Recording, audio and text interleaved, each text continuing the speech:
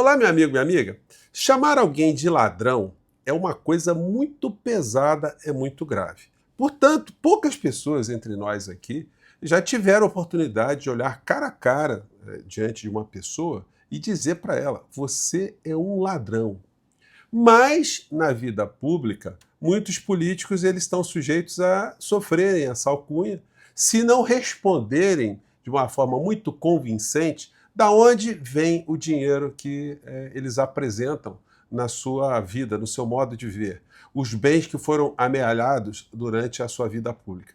E isso acontecerá com o senhor Flávio Bolsonaro. Eu vou mostrar aqui para vocês um trecho de um podcast que é absolutamente explosivo e eu não sei porque ele ainda não teve a repercussão que deveria ter. Mas ainda está cedo, porque a campanha eleitoral ainda está apenas nos seus ensaios, né? Até não se tem a confirmação se o senhor Flávio Bolsonaro levará adiante a sua candidatura, porque todo mundo sabe que tem situações que ele não consegue explicar e não conseguirá explicar. E ele também não vai conseguir se afastar dos questionamentos.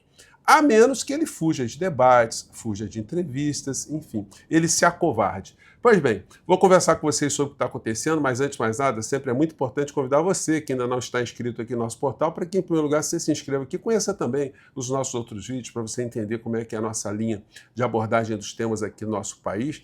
Dê sempre seu joinha, mande seu comentário, compartilhe e, se puder, venha também para o nosso clube de membros. São ferramentas que você tem para ajudar o nosso portal a chegar a mais pessoas como você, tá legal? Então vamos aqui aos temas. Começando aqui, antes de entrar no tema principal, na questão que aconteceu hoje, né? Fábrica histórica de pneus na Argentina fecha devido à abertura de importações. O Milei está destruindo a Argentina. São 920 postos de trabalho que foram fechados. Os trabalhadores chegaram hoje na fábrica. Quando eles chegaram lá, tinha uma placa na frente, ó, fechamos. E agora não se sabe como é que esses trabalhadores vão conseguir os seus direitos trabalhistas, né, que já estão também numa situação de muito conflito na Argentina, porque começou hoje a greve em vários setores lá na Argentina. Vamos ver o que vai acontecer. Agora, aqui no Brasil, nós temos um puxa-saco, uma espécie de filhote de Milei, que é o senhor Tarcísio de Freitas, e os bolsonaristas que estão no seu redor, né? Vamos ver o que eles dirão após essa história toda ter mais desdobramentos na Argentina. Bom, a outra situação que eu fiquei extremamente incomodado foi a nota de repúdio da OAB do Rio de Janeiro. A OAB do Rio de Janeiro repudia episódio de intolerância religiosa na Marquês de Sapucaí. Qual foi a intolerância religiosa? Meus colegas advogados, quando se aponta alguma coisa que tem algum tipo de conexão com a legislação, é necessário que se aponte. Qual foi o problema que aconteceu? Qual foi a agressão? Qual foi o crime? Porque nós estamos falando de crime, né? Alguém que ataca a religião de outro, pratica alguma discriminação, alguém que viola direitos, está praticando crime. Então vocês, meus nobres colegas, tinham que ter entrado com uma ação, tem que fazer alguma coisa. Agora, fazer esse discurso meramente de extrema-direita é um negócio inconcebível para a OAB, né? Pelo menos da OAB do Rio de Janeiro. E aí o seguinte, é a OAB do Rio de Janeiro, que durante aqui aquele espetáculo macabro comandado pelo senhor Cláudio Castro, com mais de 120 mortes aqui no Brasil, a OAB não fez nota de repúdio, tudo certo. Morreu todo mundo ali, era todo mundo bandido, deveria todo mundo ter sido morto mesmo, pelo menos é o que a gente pode inferir desse comportamento da OAB, né? Vamos investigar. Eles vão investigar, mas agora um desfile de escola de samba, estão fazendo coro aí com o Munducão. Agora, coloquei a foto aqui do Sr. Silas Malafaia porque ele consegue o milagre, entre aspas, de explicar as coisas mais absurdas do bolsonarismo. Mas eu gostaria muito que ele explicasse isso que eu vou exibir aqui para vocês. Uma entrevista que a Juliana Dalpiva deu para o canal Inteligência, né? E aí é o seguinte, aí eu vou passar para vocês essa entrevista, pelo menos um trecho, e vamos comentar algumas coisas aqui que eu tenho certeza absoluta que o Flávio Bolsonaro jamais ficará frente a frente com a Juliana Dalpiva, uma jornalista de primeira linha, jornalista investigativa, extremamente responsável. Portanto, quando ela dá esse tipo de entrevista, ela não está falando ao léu, não, né? Vamos a ela, então. No início, que eu acho uma estratégia muito kamikaze da família, e porque o Flávio é, dos filhos, o mais enlameado por todos os crimes da família Bolsonaro. Ele adora dizer que, quebraram o sigilo bancário dele legalmente e não descobriram nada. Isso é mentira. Mentira. Eu tenho a quebra de sigilo. Eu consegui, com fonte. Eu olhei os dados, não fui nem só eu, outros jornalistas olharam também. O Flávio faz inúmeros pagamentos em dinheiro vivo. Esse dinheiro não sai da conta dele. Saiu de onde? O boleto que pagava as filhas. A escola das filhas do Flávio. O boleto que pagava a escola das filhas do Flávio não saía da conta do Flávio nem da mulher do Flávio. Da onde vem esse dinheiro? Se ele é pago em espécie. Alguns vários R$1.000. Como é que o Flávio pagava o IPTU dele em dinheiro vivo se ele não sacava de dentro da conta? Não vai aparecer, não. Então, é que aí você vai fazendo o match, então tem mais de 200 boletos pagos, nenhum deles foi com saque da conta do Flávio. Sendo que também pessoas, ex-funcionárias do Flávio, prestaram depoimento, no caso, para o Ministério Público do Rio de Janeiro, confessaram o crime. Confessaram. Sim, eu entreguei dinheiro ao Queiroz, era obrigada a entregar cerca de 70%, 80%. Isso para além da história das gravações que eu te falei. Porque essa gravação que eu tive, eu publiquei num podcast que eu fiz antes do livro, que chama A Vida Secreta de Jair. Essas gravações estão aí, quem quiser ouvir, fica à vontade. Depois até mando pro pessoal ali, pra vocês botarem um pedacinho. Gente, a Juliana não está inventando nada. Tudo isso está nos autos que ela investigou. São provas, são fatos que estão devidamente comprovados e documentados. Que mostra como a cunhada tinha morrido de medo do Bolsonaro. Que se descobrisse isso, se sentia aterrorizada. Agora, essas pessoas prestaram depoimento, a quebra de sigilo comprovou, e o Ministério Público do Rio de Janeiro acusou o Flávio, denunciou o Flávio por um desvio de pelo menos R$6 milhões. Pelo menos. 6 milhões foi o que eles conseguiram contabilizar. Isso está muito longe de significar o todo. E, Vilela, tem um episódio que é o mais chocante, que é uma história que eu apurei uma parte quando eu ainda era repórter do Globo, e uma segunda parte eu consegui saber há pouco tempo, quando eu já estava no ICL.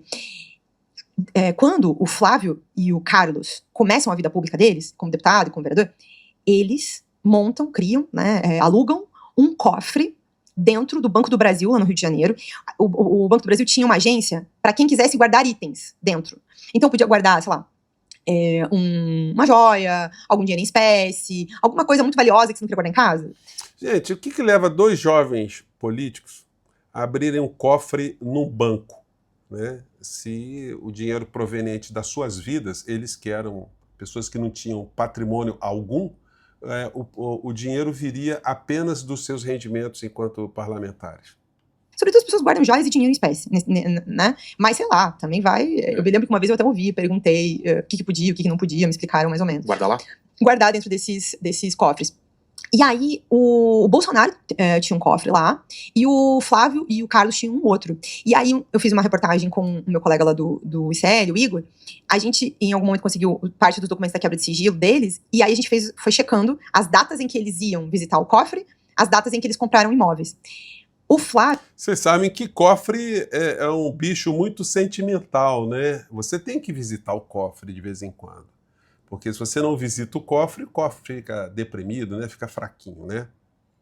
Vai fazer visitas ao cofre pouco antes de comprar 2 apartamentos em Copacabana, eram kitnets. No papel, ele botou que as 2 aquisições saíram R$320 mil. Foi isso que ele contou na escritura. Inclusive, até queria, só para não falar o número errado... Mas... No ano de 2012, vamos guardar esse tempo. Vou até dar uma checada aqui, mas quase certeza que é 320 mil. E ele faz esse número, faz essa escritura, comprova a venda, e aí, pouco depois, a pessoa que vendeu para ele, ou seja, quem tem que receber esse dinheiro, vai no banco para depositar não só os cheques que recebeu, como R$600 mil em dinheiro vivo. Da onde veio esse dinheiro? Gente, R$600 mil em dinheiro foi que o cara que vendeu os imóveis, ele recebeu em dinheiro além de cheques. Esses imóveis, em 2012, corrigidos para os dias de hoje, nós estamos falando aí mais ou menos R$1.450.000 em dinheiro. Mais ou menos R$700 mil cada apartamento em Copacabana, né? Que ele transitou em dinheiro como se fosse a coisa mais comum do mundo, né? Pouco depois que ele encontrou para fazer a negociação desses imóveis, esse vendedor chega com 600 mil para depositar. Que ficou tudo registrado no banco, porque o banco precisou chamar um monte de máquina para contar o dinheiro. Então, com R$600 mil. Gente, pensa. Sabe o que é R$600 mil? Lembra das malas do assessor do Temer que ele carregava do Aécio? Tinha R$500 mil. Ali, então, assim, para você andar com esse dinheiro, o perigo, o volume disso. Onde é que a gente tá acostumado a ver esse volume de dinheiro? Onde é que você vê isso? Você vê isso com... Será que tem algum bolsonarista que acredita mesmo nessas histórias? Que essa gente é honesta, que essa gente não praticou nenhuma falcatrua? Eles acreditam. Agora, eles não têm nem no que acreditar, porque o Flávio Bolsonaro não dá explicação sobre isso que ela está falando aqui, né? Com traficante... Você vê isso com o crime organizado mais podre possível, né? Tem também algumas cenas, né? O Gedel, com várias malas de dinheiro, os milhões que foram encontrados num apartamento. Mas assim, quem tem 600 mil reais? Cara, eu não devo ter 100 reais, eu acho, na minha carteira ali. Todo mundo paga, pô, é um perigo. Hoje tem Pix, antigamente tinha TED. Mas a família Bolsonaro sempre teve alergia a TED, a Pix. Eles não... aparentemente, sistema bancário... Quando eles são perguntados sobre isso, qual é a justificativa sobre o dinheiro vivo? Pô, várias vezes o Bolsonaro, de que tem? O Bolsonaro mais de uma vez falou Como se isso. fosse normal? Como se ele quer normalizar o que tem, o que tem demais? Qual o problema, sabe? O Flávio conta uma historinha triste, aí ele quer dizer que ele foge... Ele fala porque ele vai passar aqui, Ele vai passar aqui? Vai passar aqui, vai ser sabatinado, você vai ser uma das escolhidas para sabatinar Poxa, ele. pode vir. Inclusive... Eu duvido que ele apareça se essas perguntas estiverem já mapeadas para serem feitas a ele. Duvido. Vou imprimir toda a denúncia do Ministério Público, aí você pode ir mostrando a documentação. Combinado? Combinado. Okay. Pode mandar. Porque o Flávio nunca respondeu, ele chegou a prestar um depoimento para o Ministério Público, e aí ele resume, e eu tenho essa gravação também, ele fala assim, que... ele guardava pouco dinheiro em casa, ele, né, essa aí acho que é do Gedel, né? Pra ter uma ideia do volume de dinheiro, né? São notas de 50 e de 100, né? Então, cara, a gente tá acostumado, eu lembro que quando eu vi essas coisas, eu ficava pensando assim, nesses dinheiros, eu lembrava de Narcos. O Homer, difícil ter umas malas dessa de dinheiro aqui, né? Rapaz, eu não consigo ter nem aqueles cofrinhos de porquinho. Imagina uma mala. Você pode juntar aquilo, quando tá enchendo, alguém já quebra aquele porquinho. Teu filho também, a gente quebra quebrou o carro, tem que ir lá tirar o fundo, né? Olha só, é muito dinheiro, cara. É muito dinheiro, e assim, vocês, né, cara, alguma vez na vida vocês andaram com 5 mil reais, 10, 15? Não, morro de medo, né, de andar com... Não, cara, eu não lembro de ter sacado valor pra comprar nada, sempre Gente, Pix, transferência, é normal ordem de pagamento, pra você comprar, talvez você vai comprar um dinheiro, você vai passar no exterior, você vai precisar comprar euro, você compra dólar, aí tem uma conversão que não nos é favorável. Também. Mas é isso, você vai sacar o quê? Ali na hora já, né, você saca e compra, um negócio que não sai de dentro do banco com isso, hoje em dia nem saca, eu acho que mais, você só transfere, né, tem um esquema lá hoje. Foram 638 mil reais em dinheiro vivo, na época, esse dinheiro que o Flávio pagou por fora dessa negociação. O total que ele botou na compra dos apartamentos era cerca de 400 mil reais. Ele deu cheques no sentido de 310 mil. Então, assim, muito dinheiro por fora das operações. Isso é uma outra coisa comum. Você via na escritura declarar tanto, mas os imóveis estavam abaixo do valor, e aí aparecem esses pagamentos por fora. Isso tem nos imóveis do Flávio, tem nos imóveis do Carlos, tem nos imóveis do Eduardo. Todos eles fizeram compras com dinheiro vivo em alguns apartamentos quitaram totalmente, outros uma parte, mas todos eles, inclusive o senhor Eduardo Bolsonaro também. E aí quando você pergunta, o que eles respondem? Eles não respondem, eles fogem dessa resposta. Aí o Flávio tem uma... Eu toquei bastante sobre também os votos, né, não lembro, não sei, e pô, na campanha, certeza que vão bater muito em rachadinha, dinheiro vivo, a votação e tudo, e ele vai ter que responder. Você viu a casa onde o Flávio tá morando? Tem foto, não sei. Mostra a casa do Flávio. Essa casa do Flávio, se não me engano, eram 6 milhões de reais a mansão onde ele está morando agora, a casa onde ele mora agora, a mansão do Flávio. O Flávio, como que o Flávio tem essa casa? Ele não tem como ter essa casa com o dinheiro que ele juntou ao longo. Caramba, é isso? Sim. Cara, é uma baita mansão, hein? São 6 milhões de reais. E eu acho que é mais do que 6 milhões, né? 6 milhões foi o que foi registrado. 6 milhões foi o que foi registrado. Cheio de valores de casa, eu acho que não vale mais do que 6 milhões. Foi na casa do Peter Jordan, que é menor do que ela, e lá é 15 milhões, rapaz. Então aí... Eu vou te falar que eu tenho uma igual. E quanto vale? No The Sims. E olha só, ele tinha financiado no BRB, que agora, né, tá aí nessa confusão do Master, 3 milhões, ele já quitou isso, ele comprou essa casa em 2021, já tá paga. Da onde veio, né, esse dinheiro? E aí parte dessa casa foi paga com um apartamento que ele tinha no Rio de Janeiro, que comprovadamente tem dinheiro do desvio, do esquema de rachadinha, então ele lavou dinheiro comprando essa casa.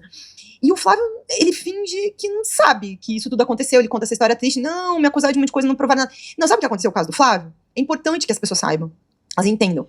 O que aconteceu no caso do Flávio é igualzinho essa situação do Bolsonaro na Papudinha. O privilégio.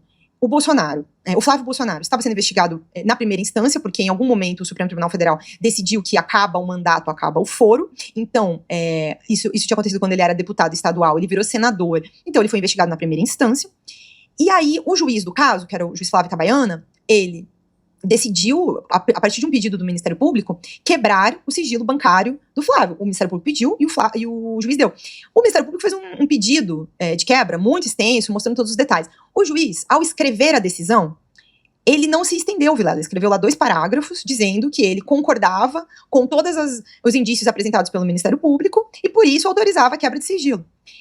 Inúmeros outros casos no Brasil são iguaizinhos. Quebras de sigilo que andam dessa forma. Só que no caso do Flávio, a capa do processo deve ser mais pesada, deve ter umas estrelinhas, porque tem um nome lá, Flávio Bolsonaro. Aí foram discutir e reclamar da formalidade como o juiz deu essa decisão.